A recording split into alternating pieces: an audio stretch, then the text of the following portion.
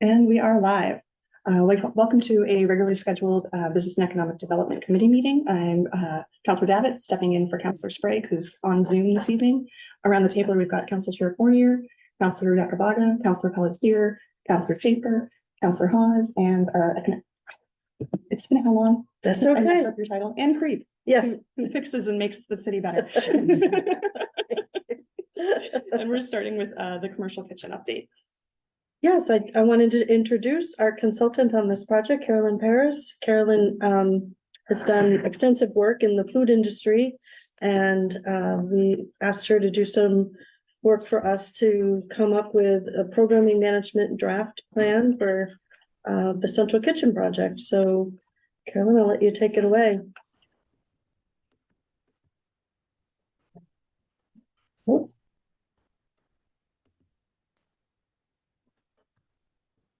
Let me just get settled here. Oh dear.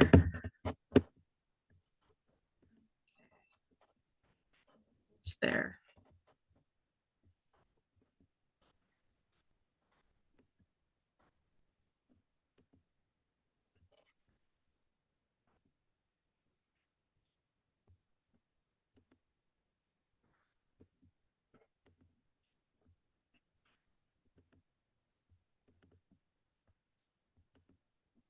Was much harder than I thought. Okay, sorry about that. Well, good evening, Chairman Sprague and Councilor Davitt and members of the Business and Economic Development Committee. I'm here tonight to present the draft results of a market analysis and financial plan for Bangor Central Kitchen. My name is Caroline Paris, and I've been an economic developer in Maine for about since 1998, logging about 20 years at two regional planning commissions here in Maine. I now have my own consulting firm called Periscope, where I focus on grant writing and market research to support local and regional food economies. And I'm so sorry I can't be with you in person. I'm also a full-time PhD student down here in Portland. Well, I am, let's see if I can get my screen to go forward. There we go. Okay. I am pretty bullish about incubators. As a former regional planner in the Portland area, actually wrote the first grant way back in 2015. That was the first investment in Fork Food Lab in Portland. And over the last 4 years, I have supported their expansion effort with a market analysis, as well as 2 million in grants to help them move from a 5,000 square foot kitchen to a 30,000 square foot manufacturing facility with space for 100 enterprises. And it's been amazing to watch them grow over the last 8 years. I also work with City Seed, a commercial kitchen down in New Haven, Connecticut, on both market research and grant writing for a similar expansion. All right, so incubators serve a really important need in the community as a bridge between a home kitchen and a standalone production facility. Across the country, there are over 600 shared use kitchen facilities in every US state. And the central value proposition is basically to lower the risk of starting up a food enterprise. A typical entrepreneur, has that great idea. They might start experimenting for family and friends. And if they hear someone say, hey, you really ought to sell that, then the next step might be to get a state license to process food at home. But without a place like Bangor Central Kitchen, it's really hard to take that next leap of faith from your home kitchen to leasing production space by the year. This transition generally demands that the entrepreneur, quit their day job, get a commercial loan, and construct leasehold improvements for everything from grease traps to floor drains, floor pitching, fire protection, all of those improvements, which could top $500,000. And that's before generating any sales revenue. Since opening in 2016, there have been about 180 businesses that have launched and scaled at Fork Food Lab. An incubator is a great way to fail fast and cheap, as the saying goes in the small business world. Not every entrepreneur decides to stay in food production, but of those that do, many graduate to their own storefronts, restaurants, and production facilities. So what is the value of an incubator? Just to sum that up, for entrepreneurs, it's access to a commercial kitchen at an affordable, less than market rate. Access to specialized equipment that can help them with efficiencies that they wouldn't be able to achieve in another type of environment. On-site coaching and mentoring from great organizations like Upstart Maine. Connections with farmers and fishermen who can supply raw inputs, and the opportunity to build a local following of customers. But the benefits aren't limited to entrepreneurs. The community also benefits from the opportunity to sample new products and restaurant concepts. They have access to local food harvested and processed in Maine.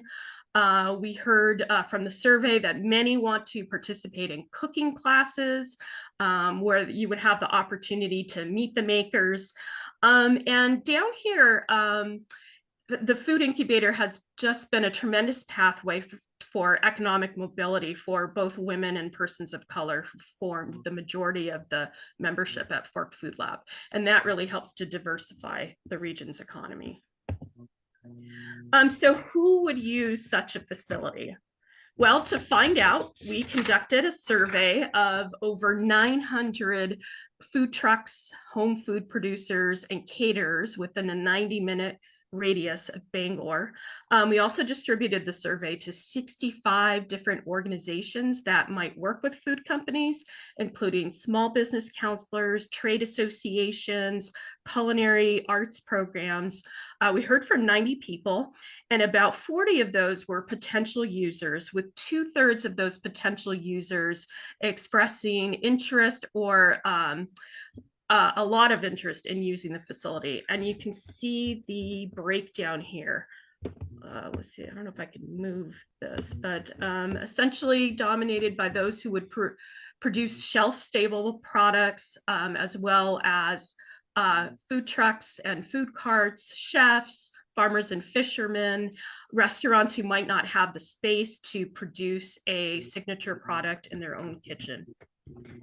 So now we're gonna, let me just give you a quick profile. So one of these potential users is the Maniac Snack Shack, which is a popular food truck on the Bangor waterfront that currently operates out of their home kitchen.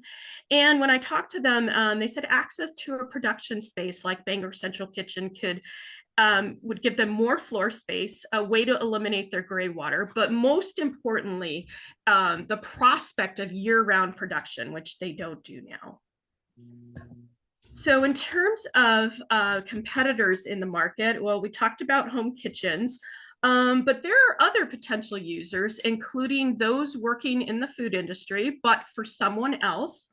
And then there are professionals who are in a totally different career field, who may dream of having their own business where they've, have a signature food product they make at home but don't sell it. Those are also potential users. In terms of the supply side, we counted 4 community kitchens within a 90-minute radius of Bangor. Now, none of those offer a shared environment. They're just for one user at a time. So it would be a totally different setup than Bangor Central Kitchen. And then of course, another competitor for space is the real estate market. But again, it takes probably 5 to 6 figures to enter the local real estate market. All right, so we're gonna shift gears a little bit and talk about your trade area. Which is really growing.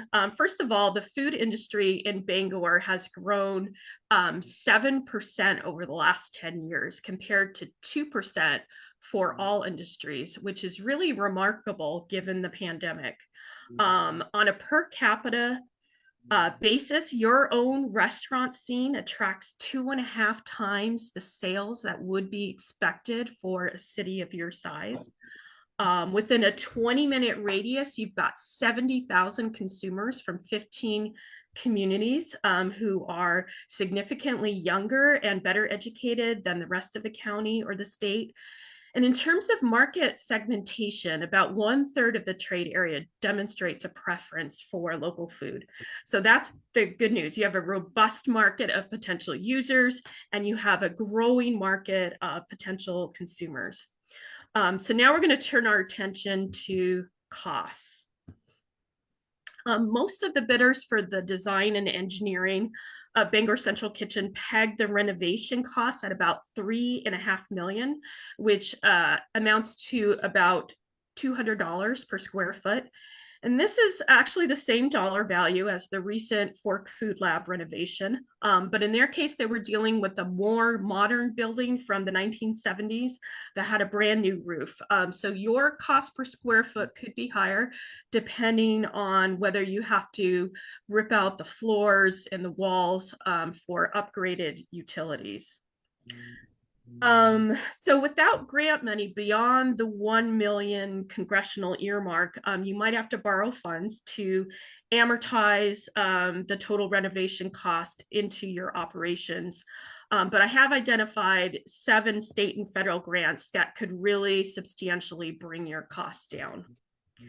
As far as operations go, the annual cost of an incubator of this size is in the $200,000 to $500,000 range, and that's startup versus, at capacity.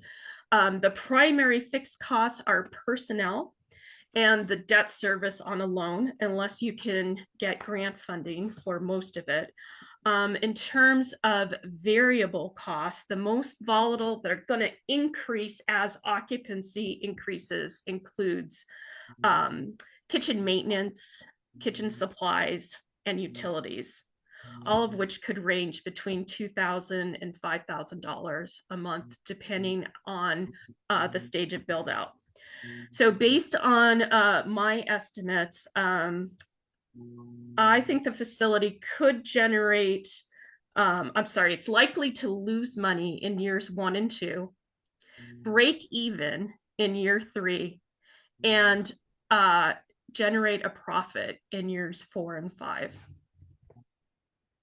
And I think once your design and engineering team gets working, those numbers can be refined, because we obviously didn't put some of these cost structures out to bid, and that certainly would affect the monthly operating costs.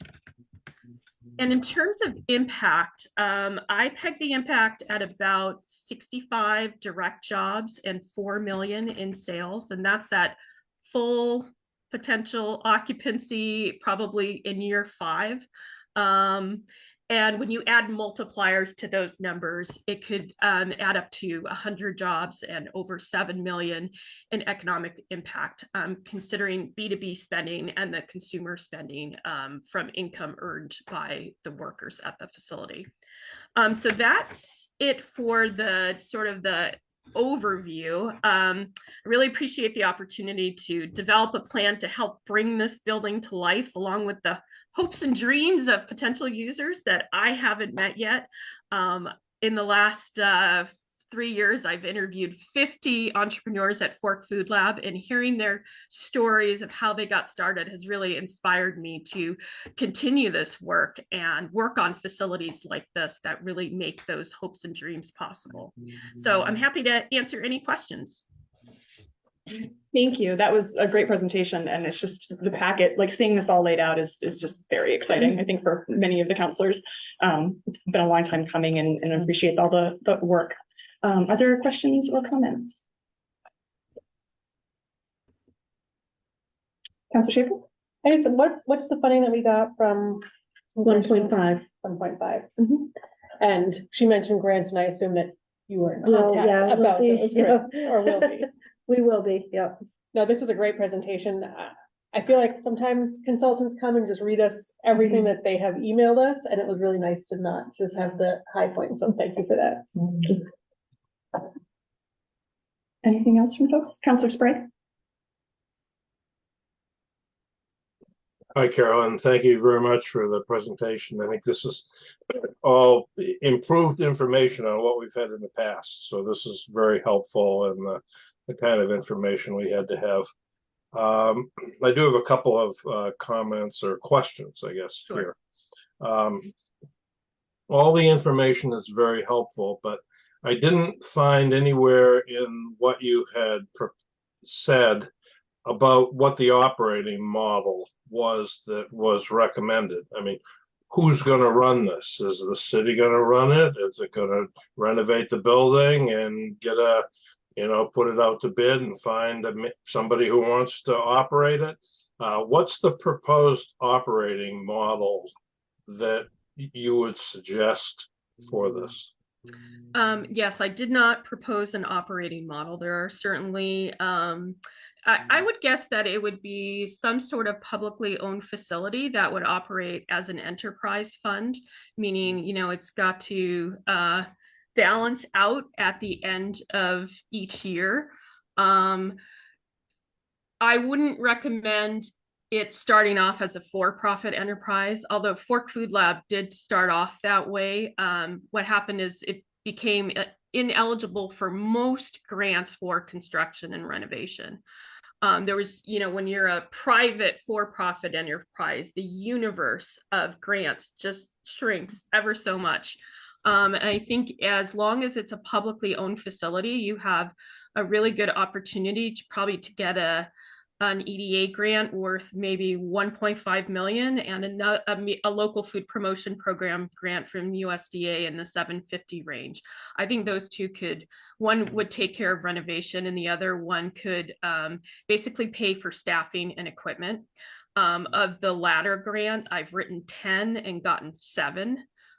So I'm confident that such a facility like this would be really competitive nationally for a grant like that. That's very helpful. But I am just a little concerned that the city's going to need some more discussion about what the operating model is before there's a lot more commitment to spending a lot of money. I mean, we've got the money to do the engineering studies and to refine the cost estimates, and we've got some of that grant funds up front, but it's going to need that business model for, who's going to run it, how's it going to be set up, and we do, like with the golf course or the airport, we have enterprise funds, and if that were to be the model, then I would only say that it would benefit from being scoped out further. And that's the piece that was particularly missing for me. And just in addition to that, it seemed that, you can correct me if I'm wrong here, but one of the things that seemed particularly relevant and necessary is somebody who is really good at partnership development. Because it seemed that the success of the overall venture really keys off of the ability to develop partnerships with other organizations, with educational institutions like EMCC, University of Maine, and to form other partnerships working with other groups. I know there's a group now that Evan Richter's working on, Yes. Women in Agriculture or something like that, to look at how to promote women becoming more involved in agricultural product development. And, I didn't see that particularly referenced in here, but that's the type of group with a partnership that seems to be critical. So having that partnership development is key. Having the operating model is key. And the other thing that really struck me that came out of this is and I think one of the things we struggled with when we talked about this before is, and it goes along with the operating model, it's what we are committing to is more than a shared kitchen. It's a shared kitchen with a lot of wraparound services to turn it into an incubator. those business development services, the marketing services, those things there that I think you highlight on page 32 that's the difference. So I think we all want to be clear that we're not committing, if we go ahead with this, it's not a model for just shared kitchen space. Oh, absolutely. Yeah. On page And 35, I identified some 25 organizations who could play a role in this, whether it's lending small amounts of capital or providing training or courses in the culinary arts or the food safety side, all of those different pieces. You're absolutely right.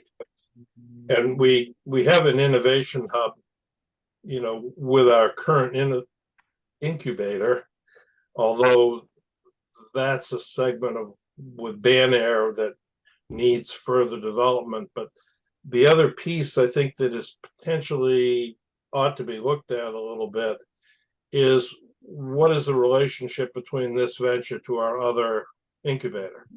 We're really talking about kind of a parent incubator, of which what we do with Banair is a piece, and this is a piece, and there's a broader concept of, how we incubate businesses. And that's kind of an open question because this now looks like it's kind of standing alone and not necessarily integrated with our other more entrepreneurial or innovative ventures. So I would say that that's an area that needs some additional consideration. Yeah, absolutely. Is that fair? Absolutely. For example, right now, Top Gun is running their agricultural innovation breakout, which is not focused on food production, but on those technologies that could help the food industry. And so that kind of cross-fertilization between other incubator programs, I think is really important, whether it's coming up with sustainable packaging or maybe technologies that could help produce food more efficiently. One of my projects that I'd like to see fruition is more value-added production in the fisheries sector. And those products could be both food, but they could also be pharmaceuticals and nutraceuticals that could play a role in this sort of environment. It seems those partnerships between Top Gun, between the university and whatever is created, to me seem exciting. Yeah. But opportunities, but also essential to make something like this really work with great success. And so that brings me back to the business model and who runs it. Mm-hmm. That I think is going to be maybe the follow-up discussion to tonight, because that's a missing piece. I appreciate that feedback. Thank you. Anyone else? Council Chair? Yeah, I was just going to say the whole concept, the Doug Hall, fail fast, fail cheap, makes a lot of sense. We've done some funding on the building, or we have some funding on the building. If we can get some funding on the equipment, the operating is down the road a little bit, but I think it's essential that we have the building and the equipment there, mm-hmm. and then we can make that decision down the road. But again, fail fast, fail cheap. So I'm all on board with this. Thank you. Yeah, I'm Councilor Sprague and I will not be here to see this forward from our side of things, but I have a lot of faith in our current counselors and the staff, that the work that's been going into this. And I think you're clearly a fantastic partner in the innovative ways on all of this. It's exciting. And I know Councilor Okafor, former Councilor Okafor, this was something that mattered a lot to her. So having that move forward is exciting to see as well. Do you need direction, Ann? No, not at this time. I mean, what we'll do is we'll continue working on this and bringing more information back through this committee. So we'll keep you apprised as to how we're doing, and I really appreciate Caroline's work with us, and she'll be back. Great. Thank you so much. Thank you so much. All Have a right. good meeting. Thank you. On to updates. Yes. I'll let you scroll there. I know, it's a lot of scrolling, okay. Just a quick update from Community Development Block Grant. Robin Stenicki, our Community Development Officer, is at a conference this week, so I'm filling in, and we just like to update the committee as to, you know, different projects that we're funding. I know some of the things that we're working on in community development, or projects that when you were reviewing ARPA funds that would come over to Block Grant for possible funding. So and we also know that the council is very interested in trying to have more accessible housing opportunities. So one of the updates that we wanted to bring to you is a home that's located at 616, Ohio Street, to include adaptable features to benefit people with severe disabilities or functioning impairments. So that's an exciting project, and we just wanted to let you know that that's in process. Any questions or comment? Councilor Schaefer? Just that I really appreciate the actual focus on accessible housing, Yeah. especially with an aging population and a lot of people trying to, my best friend just took her dad home from breaking his hip, and the fire department is gonna carry him into their house to get him set up because they live in like a split level ranch. Right. And it's, Oh, but in a small town, you can get your local firefighters to come get you in your house, and as somebody with aging parents who are doing pretty well, it's something that is on minds, especially in a state like Maine. So just having that focus, not even for people with like serious physical disabilities, but just general aging. yeah, We need more of them. good, excellent. And for my other check-in, I wanted to just say we have positive staff changes. We've done a promotion. We've promoted our planning analyst, Anya Collette, to be the planning officer. So, yeah, we're really excited. She's worked so hard, and she's, you know, in this time period of having low staff, she's been really stepping to the plate and being a huge help. So we're happy to promote from within. So, Yeah, that's fantastic. yeah. And that is it. Oh, Alfalfa, Yep, so yeah, the last Year end. year end. So I don't know if how we wanted. I didn't know if Councilor Sprague, Sprague did you- wanted to make any comments, or Yeah, I just have a couple of comments on the end of the year piece. We reviewed a draft of the end of the year piece in a previous meeting, and Ann had provided staff comments on most of those items. There were certainly a number of those related to economic development, which is pending finding economic development staff. I mean, it really showed where there were some gaps related to just staffing needs in order to move some items further. I think as we kind of Claire and I end our terms, and we hand this over, we know there'll be new counselors, there'll be a new chair for the committee next year. And I'm sure Ann and her staff, there'll be, you know, excellent continuity between the two. But we also just said we wanted to kind of pass off the list of work in progress so that we didn't lose our place on some of these things, both for this committee and for government operations.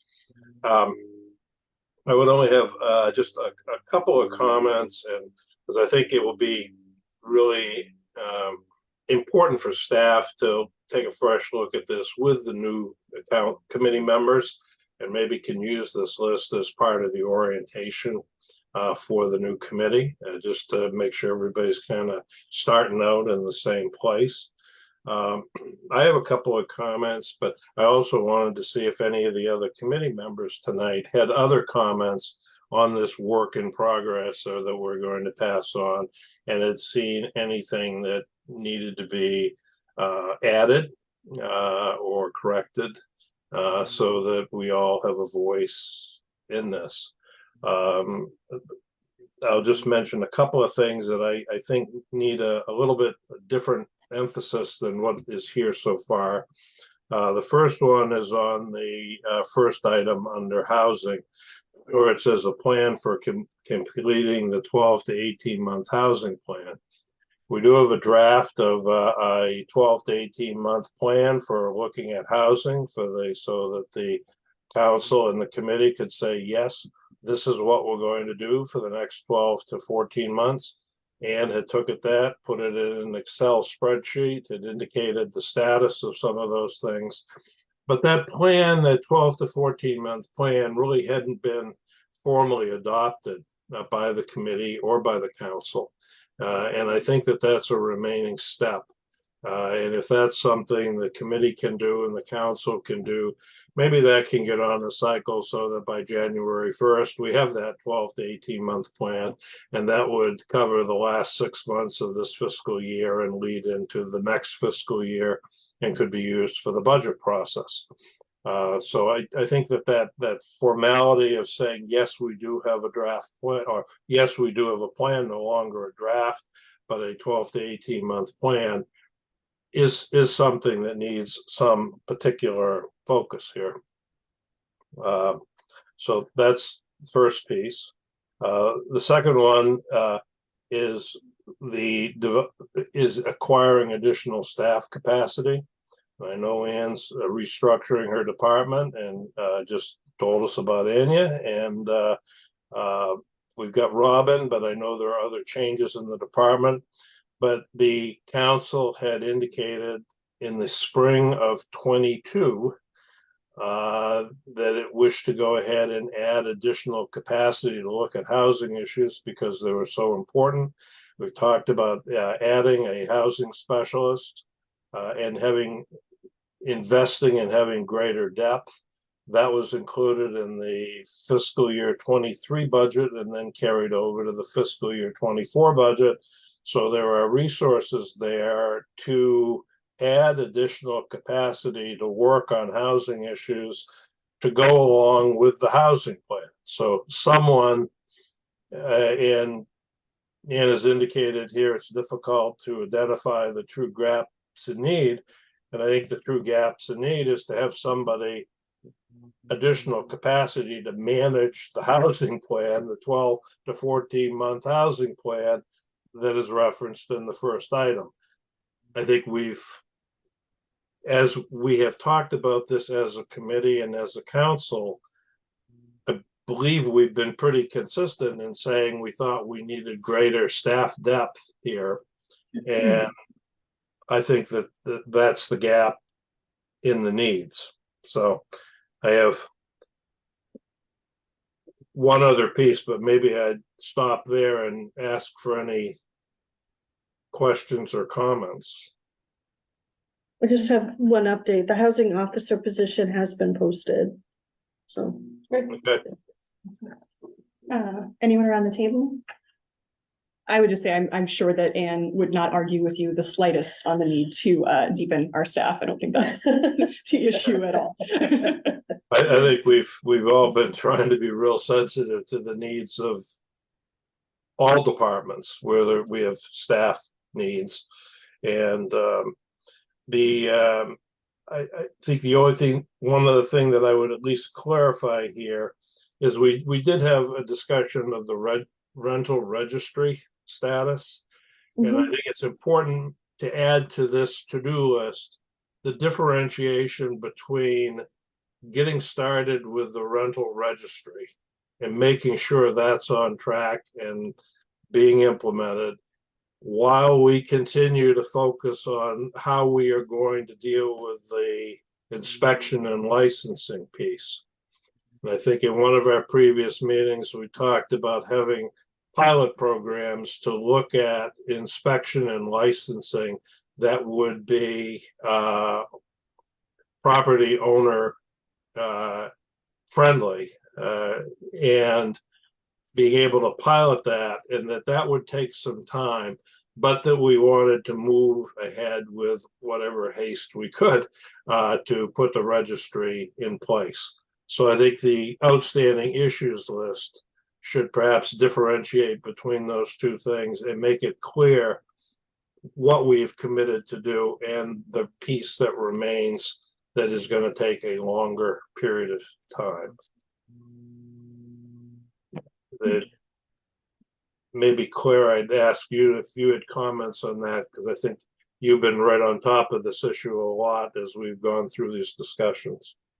Yeah, I appreciate your support of this the whole time that you've been on council as well. Yeah, no, I think that you raised a very good point on that front but overall, yeah, I'm glad to see where it's at.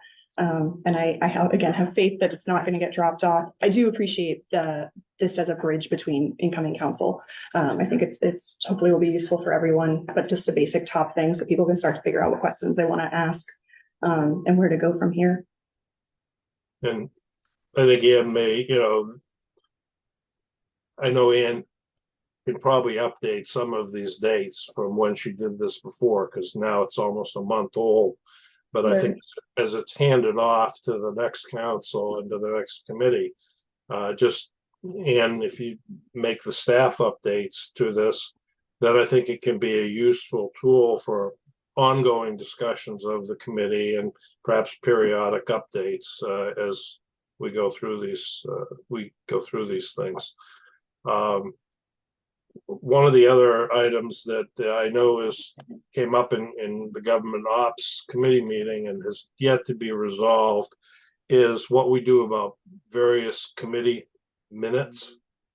And it's been suggested that the minutes of various committees might be available before the next committee meeting so that they can be reviewed and the committee members can say, yes, we approve those minutes and those reflect what we said in the last meeting, so that we don't get into batch processing minutes at the council level where we've got 5 or 6 sets of minutes that go back to the spring, but that it become more of a routine tool to update and how we manage the committees. I think this is up to the next council, certainly, and up to government ops probably to have that discussion. But I think it's a good thing for the committee to discuss and a better way of managing things meeting to meeting so that things don't fall through the cracks. So I'm encouraging that for the discussion by staff and this committee as moving forward. Thank you, Councillor Sprague. And that does bring us, I think, to the end of our agenda. Is there anything else you need from us? No, that's it. Thank you so much. Thanks, Ann. All right, with that, we are adjourned. Thank you.